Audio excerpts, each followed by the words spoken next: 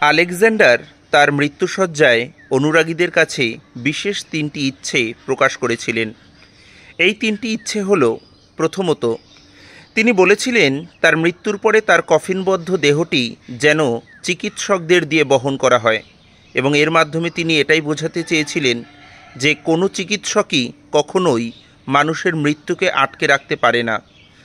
তার দ্বিতীয় ইচ্ছে এটাই ছিল যে তার কফিনবদ্ধ দেহটি যে রাস্তা দিয়ে নিয়ে যাওয়া হবে, সেই রাস্তায় এবং তার আশেপাশে যেন আলেকজান্ডারের সঞ্চিত ধন সম্পত্তি ছড়িয়ে ছিটিয়ে ফেলে রাখা হয়, এবং এই ইচ্ছের মাধ্যমে তিনি এটাই প্রকাশ করেছিলেন যে মানুষ তার মৃত্যুর সময় সঙ্গে করে কোনো কিছুই নিয়ে যেতে পারে না।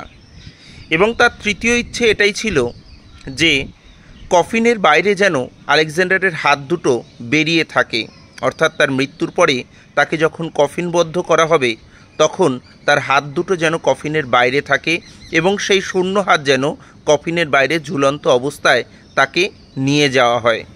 এবং এই তৃতীয় ইচ্ছের মাধ্যমে তিনি এটাই বোঝাতে চেয়েছেন যে মানুষ শূন্য হাতেই এই পৃথিবীতে আসে এবং শূন্য হাতেই কিন্তু এই পৃথিবী থেকে বিদায় নেয়, অর্থাৎ মানুষ কিন্তু কোনো কিছুই সঙ্গে করে নিয়ে যেতে পারে না। আলেকজান্ডার তার মৃত্যুশয্যায় এই তিনটি ইচ্ছের মাধ্যমে মানুষের জীবনের প্রকৃত যে সত্যতা সেটাই বোঝাতে চেয়েছিলেন।